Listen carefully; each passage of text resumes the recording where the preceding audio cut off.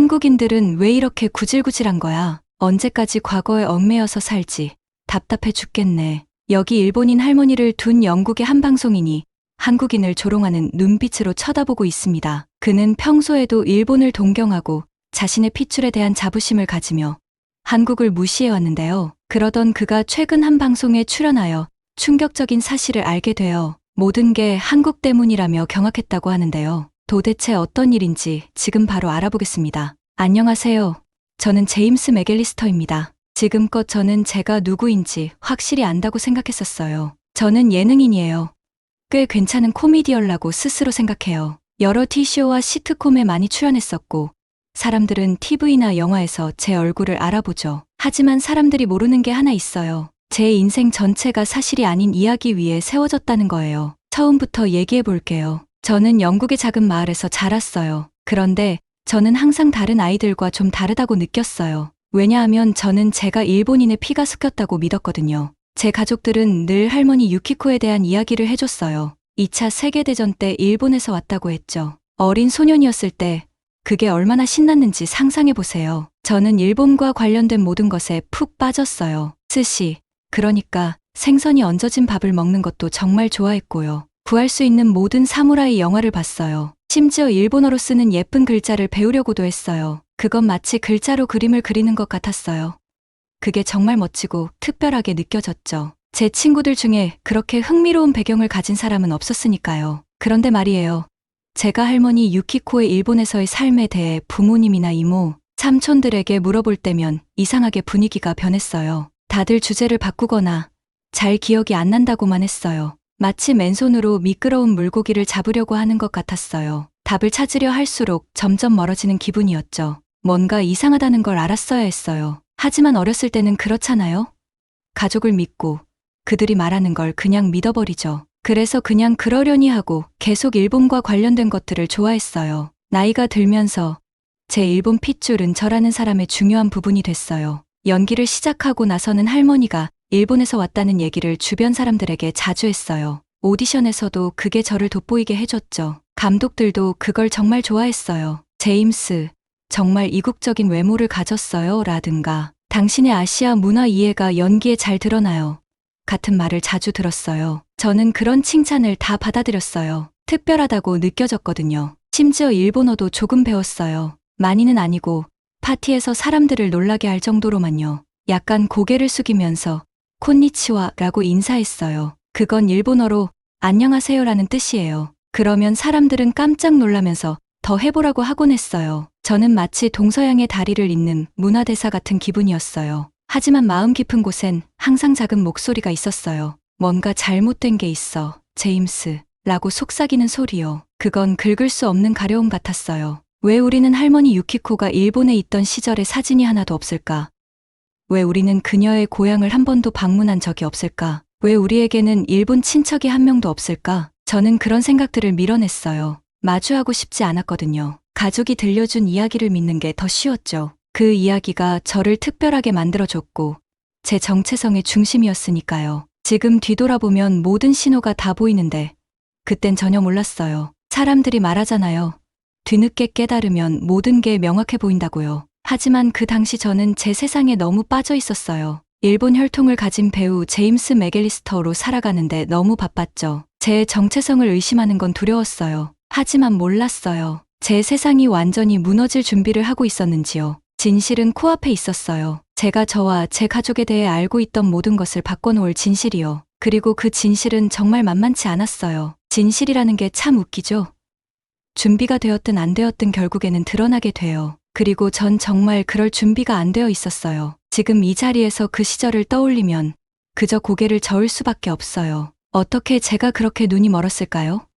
어떻게 그렇게 많은 단서를 놓쳤을까요? 하지만 생각해보면 평생 듣고 자란 이야기는 그게 진실인 것처럼 느껴지잖아요. 그게 곧 나 자신이 되는 거죠. 저는 그때 몰랐지만 저를 진정으로 찾는 여정은 이제 막 시작됐던 거예요. 그 여정은 제가 전혀 예상하지 못한 곳으로 저를 데려다 줄 예정이었죠. 제가 저에 대해, 제 가족에 대해, 그리고 세상에 대해 알고 있던 모든 것을 흔들어 놓을 장소로요. 하지만 그 이야기는 다음 장에서 할게요. 지금은 이것만 기억하세요. 때로 우리가 뿌리라고 믿고 있는 것들은 잘못된 곳에 심겨져 있을 수 있다는 거예요. 그리고 그걸 깨닫기 위해서는 큰 충격이 필요하죠. 저는 TV 프로그램이 제 인생을 이렇게 뒤바꿀 줄 정말 몰랐어요. 그런데 딱 그게 일어났어요. 유명 인사들의 가계도를 파헤치는 리얼리티쇼 셀러브리티 루츠에 출연하기로 결정하면서요. 솔직히 흥분됐거든요. 제 일본 유산을 팬들에게 공유하는 게 재미있을 거라고 생각했어요. 근데 와, 정말 큰 놀라움이 기다리고 있었어요. 촬영 당일은 평소와 다를 게 없었어요. 일찍 일어나서 늘 하던 대로 녹차를 마시고 긴장을 풀려고 일본식 서예를 연습했어요. 부드럽게 그려지는 한자의 선을 따라가다 보니 마음이 차분해졌어요. 할머니 유키코를 떠올리며 미소를 지었죠. 제가 이렇게 일본 문화를 받아들이는 걸 보신다면 할머니가 얼마나 자랑스러워하실지 상상했어요. 스튜디오에 도착했을 때 촬영팀은 정말 분주했어요. 카메라, 조명, 사람들이 가득했죠. 진행자인 사라라는 아주 친절한 여성이 밝은 미소로 저를 맞아줬어요. 과거를 탐험할 준비 됐나요? 제임스라고 물었을 때 저는 살짝 긴장되면서도 설레는 감정으로 고개를 끄덕였어요. 촬영이 시작되고 사라는 제 일본 배경에 대해 물어봤어요. 저는 어릴 적부터 들었던 이야기들을 다 얘기했어요. 할머니 유키코가 2차 세계대전 중에 일본을 떠났던 일, 아버지에게 스시를 만드는 법을 가르쳐 주셨던 일, 그리고 제가 일본과 항상 깊은 연결고리를 느꼈다는 것까지요. 이야기를 하면서 점점 자신감이 생기고 자랑스러웠어요. 이게 제 정체성이니까요. 그런데 갑자기 상황이 예상치 못하게 흘러갔어요. 사라의 표정이 변했어요. 뭔가 불편해 보였달까요? 걱정스러운 듯도 했고요. 뭔가 찜찜한 느낌이 들었어요. 제임스, 사라가 부드럽지만 분명한 목소리로 말했어요. 우리 연구팀이 당신의 혈통에 대해 흥미로운 사실을 발견했어요. 갑자기 심장이 막 뛰기 시작했어요. 도대체 뭘 발견했을까? 저는 제 일본 뿌리에 대해 더 듣고 싶어서 앞으로 몸을 기울였어요. 근데 그 다음에 들은 말은 정말 상상도 못했던 거였어요. 당신의 할머니, 사라가 계속 말했어요. 사실은 일본인이 아니었어요. 그녀의 진짜 이름은 김선자 희자, 김선희 여사님이었고 그녀는 한국인이었어요. 마치 누군가가 제 배를 세게 가격한 것 같았어요. 숨이 턱 막히고 한동안 말이 안 나왔어요. 한국인이라고요?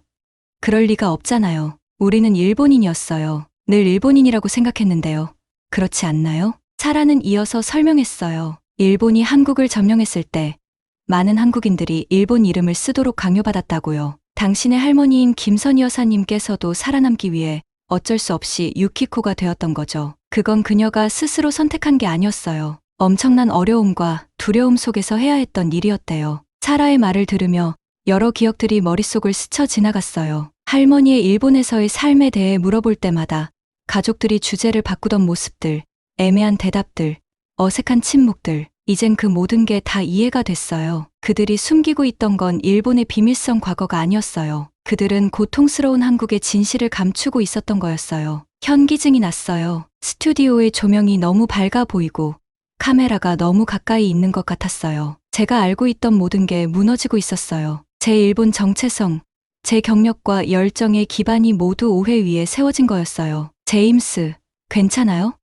사라의 목소리가 아주 멀리서 들리는 것 같았어요. 저는 자동적으로 고개를 끄덕였지만 사실 전혀 괜찮지 않았어요. 쇼가 계속되면서 그들은 제게 문서들과 오래된 사진들을 보여줬어요. 그들이 한 말이 사실임을 증명하는 자료들이었죠. 제 할머니의 원래 한국 출생 증명서도 있었고 전통 한복을 입고 있는 할머니의 젊은 시절 사진도 있었어요. 모든 게 명확하게 기록되어 있었고 부정할 수 없었어요. 연구자들이 일본 통치하에 있던 한국의 역사와 그들이 겪었던 어려움에 대해 설명할 때마다 제 가슴은 더 무거워졌어요. 그들의 문화와 언어가 어떻게 억압당했는지에 대해 들으면서 부끄러움이 밀려왔어요. 제가 어떻게 이걸 몰랐을까요?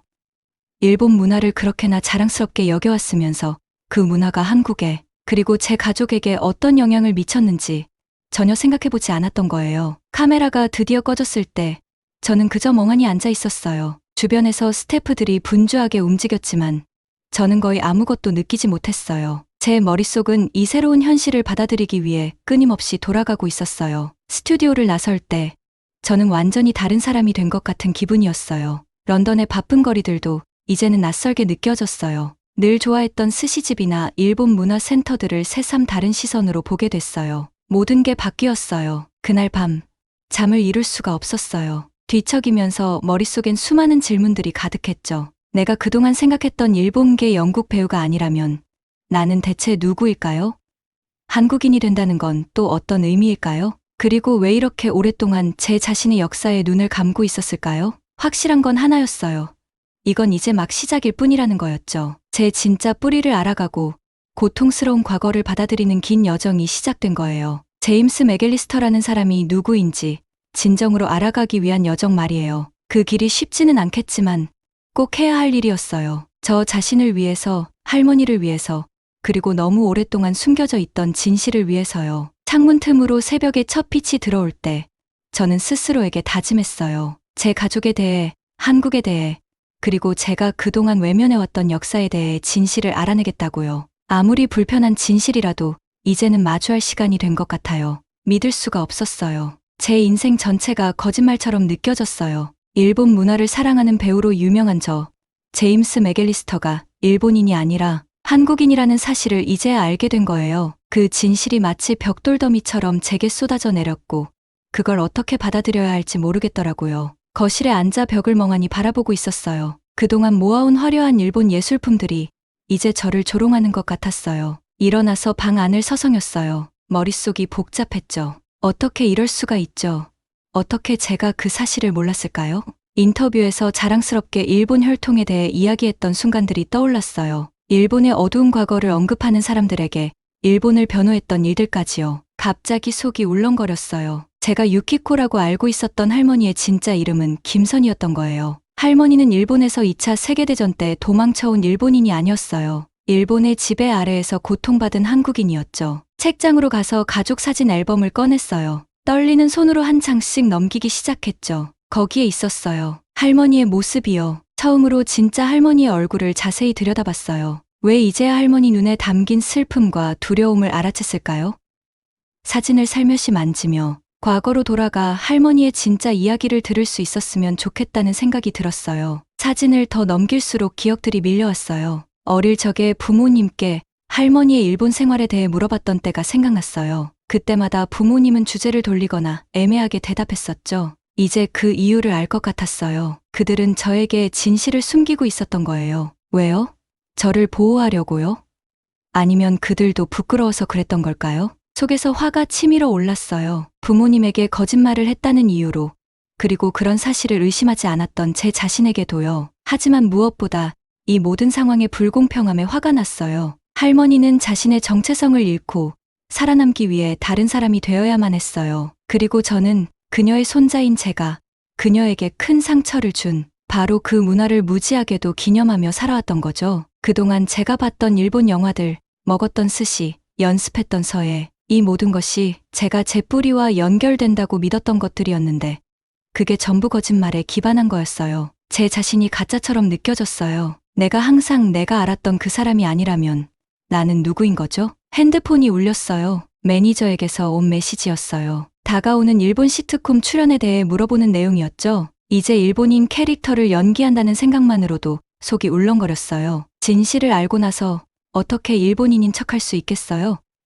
메시지를 무시하고 핸드폰을 소파에 던져버렸어요. 부엌으로 가서 냉장고를 열었어요. 안에는 일본 식재료들로 가득했어요. 미소, 나토, 우메보시 같은 것들요. 제가 늘 좋아했던 음식들이었죠. 하지만 이제 그걸 보면서도 무언가 잃어버린 느낌이 들었어요. 한국 음식은 어떤 맛일까?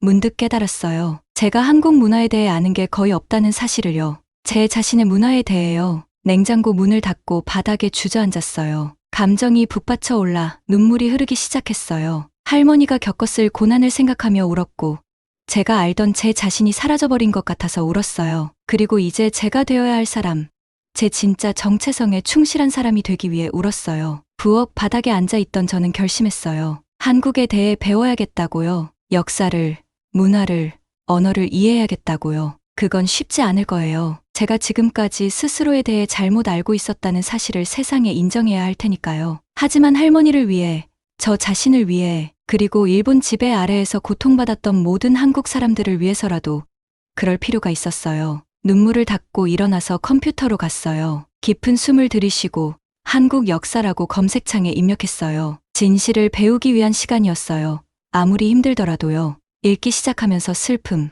조상들이 겪었던 고통에 대한 분노, 그리고 그들의 강인함에 대한 자부심이 동시에 밀려왔어요. 이건 제 여정의 시작일 뿐이었어요. 배워야 할 것도 많고 되갚아야 할 것도 많겠죠. 하지만 며칠 만에 처음으로 희망이 보였어요. 제가 생각했던 정체성을 잃었지만 이제 제 진짜 모습을 찾아가는 기회가 생긴 거예요. 그건 쉬운 일이 아니겠지만 진실을 마주하고 제가 원래 되어야 했던 사람이 될 준비가 됐어요. 자랑스러운 한국계 영국인으로 제 조상들의 고난과 승리를 기리면서요. 한국전쟁과 그 후 이어진 한국의 놀라운 경제 성장을 읽으면서 제 안에 새로운 흥분이 차오르는 걸 느꼈어요. 이게 바로 제 역사였어요. 이 사람들이 바로 제 사람들이었고요. 이제 그들에 대해 배워야 할 게 참 많았어요. 두렵기도 했지만 동시에 설레기도 했어요. 새로운 세계가 저 앞에 열리고 있었고 저는 그 세계로 뛰어들 준비가 되어 있었어요. 그날 밤 잠을 이룰 수가 없었어요. 머릿속이 복잡했어요. 할머니와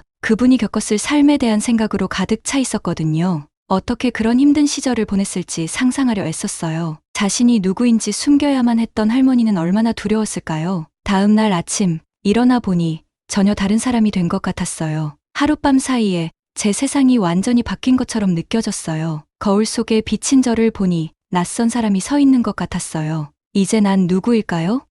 일본인이 아니라 한국인이라는 게 도대체 무슨 의미일까요? 그날 저녁엔 자선 행사가 있었어요. 마음 한편으로는 모든 걸 취소하고 혼자 숨어서 제 상황을 이해할 때까지 세상과 단절하고 싶었어요. 하지만 그럴 수 없다는 걸 알았어요. 준비가 안 됐다고 해도 세상과 마주해야 했어요. 행사 준비를 하며 옷을 고를 때 그동안 좋아했던 일본풍의 옷들이 갑자기 낯설게 느껴졌어요. 그 생각을 억누르고 그냥 검은색 수트를 입었어요. 행사장에 도착하니 밝은 조명과 들떠있는 사람들의 대화 소리가 너무 버겁게 느껴졌어요. 사람들이 저를 보며 미소 짓고 손을 흔들었지만 저는 가짜처럼 느껴졌어요. 다들 알까요? 제 안에서 모든 게 변했다는 걸 눈치챘을까요? 사람들 사이를 지나가며 고개를 끄덕이고 미소를 지었지만 대화에 제대로 집중할 수가 없었어요. 그때 그녀를 봤어요. 하나. 제 오랜 친구였어요. 우리는 일본에 대한 애정을 공유하며 함께 자랐어요. 하나를 보자마자 편안함과 불안감이 동시에 밀려왔어요. 제임스. 하나가 저를 향해 손을 흔들며 불렀어요. 오랜만이야. 어떻게 지냈어? 억지로 미소를 지으며 그녀에게 다가갔어요. 안녕, 하나. 정말 오랜만이네. 우리는 서로의 근황을 주고받으며 잠깐 대화를 나눴어요. 그 순간만큼은 옛날처럼 거의 자연스러웠어요. 하지만 제 안에선 계속해서 긴장이 느껴졌어요. 터질 듯한 비밀이 숨겨져 있는 것 같았거든요. 그런데 하나가 던진 한마디가 모든 걸 바꿔버렸어요. 우리는 최근 일어난 일들에 대해 얘기하고 있었는데 그녀가 갑자기 이렇게 말했어요. 왜 한국 사람들은 아직도 과거 일 때문에 그렇게 화를 내는지 이해가 안 돼. 너무 오래전 일이잖아. 그 말은 저에게 큰 충격으로 다가왔어요. 얼굴이 화끈거리고 손이 떨리기 시작했어요. 그동안 억눌러왔던 죄책감, 분노, 혼란스러움이 한꺼번에 솟구쳐 올랐어요. 너, 일본이 한국에 무슨 짓을 했는지 알아? 저도 모르게 목소리가 떨리며 튀어나왔어요. 우리 할머니에게 무슨 일이 있었는지 알아? 하나의 눈이 놀라서 커졌어요. 너희 할머니, 그게 무슨 말이야? 숨을 깊이 들이마시며 진정하려 했지만 말들이 멈추지 않았어요. 마치 터져버린 댐처럼 계속 쏟아졌어요. 내 할머니는 일본인이 아니셨어. 한국인이셨어. 일본이 한국을 점령했을 때 살아남기 위해 이름을 바꾸고 자신을 숨겨야 했어. 하나는 얼굴이 하얗게 질렸어요. 제임스, 그런 줄 몰랐어. 하지만 멈출 수가 없었어요. 제가 알게 된 사실들, 발견한 모든 고통이 쏟아져 나왔어요. 얼마나 많은 삶이 망가졌는지 알아? 얼마나 많은 사람이 고통받았는지. 내 할머니는 그녀의 정체성을 빼앗겼어. 그런데 너는 그게 그냥 과거일 뿐이라고 생각해. 주변 사람들은 대화를 멈추고 저희를 쳐다보고 있었어요. 하지만 저는 상관없었어요. 제 인생에서 처음으로 일본을 변호하지 않았어요. 한국을, 제 진정한 뿌리를 지키고 있었어요. 이건 원한을 품는 게 아니야. 저는 계속해서 목소리를 높였어요. 진실을 인정하는 거야. 불편하다고 역사를 덮어버릴 수는 없어. 하나가 무언가 말하려 했지만 저는 그녀의 말을 막았어요. 아니, 넌 몰라. 내가 직접 겪지 않았다면, 내 가족이 직접 겪지 않았다면 이해할 수 없어. 눈물이 차오르는 게 느껴졌어요. 일본인으로서의 자부심을 가졌던 그 모든 시간들, 한국의 아픔을 무시했던 그 순간들이 모두 저를 덮쳐왔어요. 내가 거짓된 삶을 살아왔어. 하나. 그리고 내가 문제의 일부였어. 우리 가족의 고통을 무시했었어. 방 안이 조용해졌어요. 모두가 저를 쳐다보는 게 느껴졌지만 상관없었어요. 그 순간 저는 처음으로 제 자신, 제 가족, 제 역사에 진실해지고 있었거든요. 하나는 걱정스러운 표정으로 제 팔을 잡으려 했어요. 제임스, 미안해. 널 화나게 하려던 건 아니었어. 저는 한 걸음 물러서며 고개를 저었어요. 이건 너 때문이 아니야, 하나. 우리 모두의 문제야. 과거를 마주해야 해. 그걸 무시하는 게 아니야. 상처받은 사람들의 이야기를 들어야 해. 그냥 잊으라고 말할 게 아니라. 그 말을 남기고 저는 돌아섰어요. 사람들이 수군거리는 소리와 시선이 느껴졌지만 개의치 않았어요. 며칠 만에 처음으로 저는 홀가분함을 느꼈어요. 드디어 제 진실을 말했으니까요. 차가운 밤 공기에 나와서 깊게 숨을 들이마셨어요. 아직도 손은 떨리고 심장은 빠르게 뛰고 있었지만 뭔가 달라진 기분이었어요. 마치 새로운 여정의 첫 발걸음을 내디딘 것 같았어요. 하늘을 올려다보며 할머니를 떠올렸어요. 미안해요. 제가 속삭였어요. 너무 오래 걸렸어요. 하지만 약속할게요. 할머니의 이야기를, 그 고통을 겪은 모든 분들의 이야기를 제대로 기억하고 전할게요. 그날 밤 집으로 걸어가는 길에 제 삶이 이제 절대 이전과 같지 않을 거라는 걸 깨달았어요. 하지만 저에겐 한 줄기의 희망이 생긴 것 같았어요. 미래가 어떻게 될지는 몰랐지만 한 가지는 확실했어요. 더 이상 제 과거를 외면하지 않겠다는 거요. 이제 제 진짜 모습을 받아들일 시간이었어요. 하나랑 크게 싸우고 나서 저도 뭔가를 바꿔야 한다는 걸 깨달았어요. 더 이상 제가 아닌 척하면서 살 수는 없었죠. 이제 정말로 제가 누구인지, 즉 한국인이라는 정체성을 알아봐야 할 때였어요. 제일 먼저 한 일은 한국어 수업을 신청하는 거였어요. 솔직히 처음엔 정말 힘들었어요. 한글이라는 이 알파벳이 그냥 낙서처럼 보였거든요. 그런데 연습을 하다 보니까 그 안에 아름다움이 있다는 걸 느끼기 시작했어요. 각각의 글자는 단순한 모양들로 이루어져 있어서 퍼즐처럼 맞춰지는 게 정말 신기했어요. 아주 똑똑하게 만들어진 시스템이더라고요. 제가 처음으로 한국어로 문장을 썼던 날이 아직도 기억나요. 그냥 안녕하세요. 제 이름은 제임스입니다 였지만 그 순간 엄청나게 뿌듯했어요. 마치 돌아가신 할머니와 마침내 대화를 나누는 기분이었거든요. 그 다음에는 한국 역사책들에 푹 빠졌어요. 조선 왕조에 대해 배우기 시작했죠. 500년이 넘게 한국을 통치했던 나라였는데 위대한 유산이 정말 많았어요. 그리고 알고 보니 세계 최초로 금속 활자본인 직지심체유절을 만든 곳이 바로 한국의 조상인 고려라는 사실에 깜짝 놀랐습니다. 유럽의 구텐베르크보다도 먼저 만들었다니까요. 한국의 문화가 이렇게나 발전해 있었다는 사실에 정말 놀랐습니다. 하지만 역사에는 어려운 부분도 마주해야 했어요. 일본 식민지 시기에 대해 읽으면서 많이 힘들었어요. 할머니와 많은 사람들이 이름을 바꾸어야 했고 한국어를 말할 수도 없었던 그 시절을 알게 되었죠. 분노가 치밀었지만 동시에 왜 우리 가족이 과거에 대해 그렇게 조용했는지도 이해하게 됐어요. 어느 날 저는 한국을 직접 방문해보기로 결심했어요. 서울에 도착할 때쯤 심장이 미친 듯이 뛰기 시작했어요. 과연 이곳이 나에게 집처럼 느껴질까? 아니면 완전히 외지인처럼 느껴질까? 서울 거리를 걷는 건 마치 영화 속에 있는 기분이었어요. 도시가 정말 활기차더라고요. 네온사인들이 밤을 밝히고 길거리마다 맛있는 음식 냄새가 풍겼어요. 떡볶이랑 어묵 같은 길거리 음식을 처음 먹어봤는데 정말 맛있었어요. 하지만 모든 게 즐겁지만은 않았어요. 한국전쟁 기념관을 방문했을 때는 마음이 무거워졌죠. 이렇게 번화한 도시가 한때는 거의 완전히 파괴됐었다는 사실이 믿기 어려웠어요. 한국인들의 회복력에 정말 감탄했어요. 제 여행 중 가장 감동적인 순간 중 하나는 한강변에 서 있던 때였어요. 높은 빌딩들과 분주한 거리를 보며 이 나라가 얼마나 많이 변했는지 생각했죠. 한국전쟁 이후 남한은 세계에서 가장 가난한 나라 중 하나였는데 몇십 년 만에 가장 부유한 나라 중 하나가 되었잖아요. 사람들은 이걸 한강의 기적이라고 부르더라고요. 그때 할머니가 겪었을 일들이 떠올랐어요. 일본 식민지 시절 한국전쟁을 겪고 그리고 나서 자기 나라가 세계적인 강국으로 변하는 걸 보셨을 거예요. 얼마나 강인한 분이셨을까 생각하니 가슴이 벅차올랐어요. 그 강인함이 저에게도 전해졌다는 걸 느꼈죠. 여행하는 동안 한국 음식에 푹 빠졌어요. 매 끼니마다 먹는 매콤한 발효채소, 김치가 가장 좋았어요. 김치찌개 만드는 법도 배웠는데 추운 날씨에 딱 맞는 따뜻한 음식이더라고요. 이제 김치찌개를 먹을 때마다 할머니가 떠오르고 뿌리와 이어지는 느낌이 들어요. 영국으로 돌아온 후 다른 젊은 한국인들과 어울리기 시작했어요. 함께 모여서 한국식 바비큐도 먹고 두 문화 사이에서 자란 우리의 경험을 나눴죠. 저를 이해해주는 사람들과 함께 있으니 참 좋았어요. 또 문화 행사에서 제 이야기를 나누기 시작했어요. 제가 어떻게 진짜 뿌리를 찾게 되었는지에 대해 말했죠. 어디에서 왔는지를 아는 것이 얼마나 중요한지, 그게 아픈 기억이라도 마찬가지라는 걸요. 강연이 끝나면 많은 사람들이 다가와 자신의 숨겨진 가족사에 대해 이야기해줬어요. 저와 비슷한 경험을 한 사람이 많다는 걸 깨달았죠. 한국에 대해 더 많이 배우면서 세상을 바라보는 시각도 달라졌어요. 한국 문화가 전 세계적으로 인기를 끌고 있다는 걸 느끼기 시작했죠.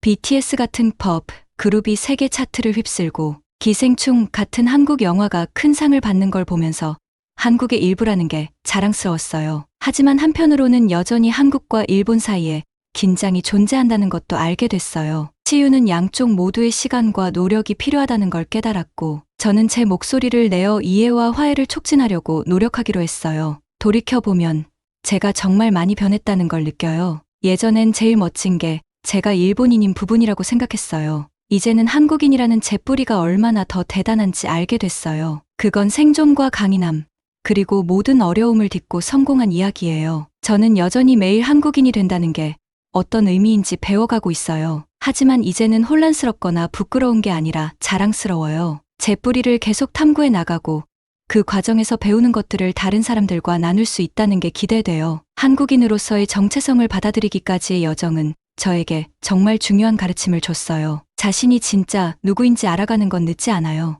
처음엔 두려울 수 있지만 그만큼 보람도 크거든요. 이제야 비로소 제 안에 잃어버렸던 조각을 찾은 느낌이에요. 이전보다 더 온전해진 저를 느낄 수 있어요. 그런데 이게 더 이상 저 혼자만의 일이 아니었어요. 저와 비슷한 사람들, 영국이나 미국에서 자란 한국 부모님의 자녀들과 이야기를 나누기 시작했어요. 우리가 두 세계 사이에 끼인 느낌을 받았던 경험을 서로 공유했죠. 혼자가 아니라는 걸 알게 되니 정말 좋더라고요. 그러다 보니 어느새 제가 무대 위에 서서 제 이야기를 나누고 있더라고요. 청중을 바라보며 말했죠. 자신이 누구인지 혼란스러워해도 괜찮아요. 저도 그랬거든요. 하지만 뿌리를 탐구하는 건 정말 가치 있는 일이에요. 어느 날 엄청난 기회가 찾아왔어요. 나만이 어떻게 그렇게 가난했던 나라에서 몇십 년 만에 부유한 나라로 변했는지에 대한 영화를 만든다는 거예요. 한강의 기적이라고 부르더라고요. 그 영화에 출연하겠냐고 제안받았을 때 진짜 의자에서 떨어질 뻔했어요. 마치 제 인생이 이 순간을 위해 준비되어 온 것 같았어요. 하지만 저는 연기에 그치지 않았어요. 이제 제 목소리를 낼 수 있다는 걸 깨달았고 그 목소리를 사용해야 한다는 걸 알았어요. 그래서 어려운 주제들에 대해 말하기 시작했죠. 예를 들어 일본과 한국이 그들의 역사를 솔직하게 마주하고 이야기해야 한다는 것처럼요. 전쟁 중에 공장에서 강제로 일했던 사람들, 그리고 너무나 고통받았던 여성들에 대해 이야기했어요. 쉽진 않았지만 옳은 일이라고 느꼈어요. 가장 멋진 부분은 제가 서로 다른 문화 사이의 다리가 되었다는 거예요. 영국 친구들에게 한국에 대해 이야기할 수 있고 한국 친구들에게는 영국에 대해 더 많이 알릴 수 있었어요. 두 세계에 한 발씩 걸치고 있었지만 그게 괜찮았어요. 돌이켜보면 제가 얼마나 멀리 왔는지 믿기지 않아요. 자신이 일본인이라고 착각했던 혼란스러운 사람이 이제는 자신의 한국적 뿌리를 자랑스러워하는 사람이 되었어요. 순탄한 여정은 아니었지만 정말 가치 있는 여정이었어요. 이 모든 걸 통해 제가 배운 건 모든 답을 다 알 필요는 없다는 거예요. 자신이 누구인지 혼란스러워해도 괜찮다는 거죠. 중요한 건 계속 질문을 던지고 계속 배우는 거예요. 그리고 결국 자신이 누구인지 받아들이게 되면 그때 비로소 진정한 목적을 찾게 되는 거죠. 저에게 그 목적은 한국의 놀라운 이야기를 세상에 알리는 거예요. 힘든 시절을 잊지 않도록 하는 것, 그리고 우리가 얼마나 멀리 왔는지를 축하하는 거죠. 어디에서 왔든지 간에 결국 집으로 돌아올 수 있는 길을 찾을 수 있다는 걸 보여주는 거예요. 그래서 저는 여기 있어요. 제 한국적 뿌리를 자랑스럽게 여기는 제임스 맥앨리스터. 앞으로 어떤 일이 올지 모르겠지만 정말 기대돼요.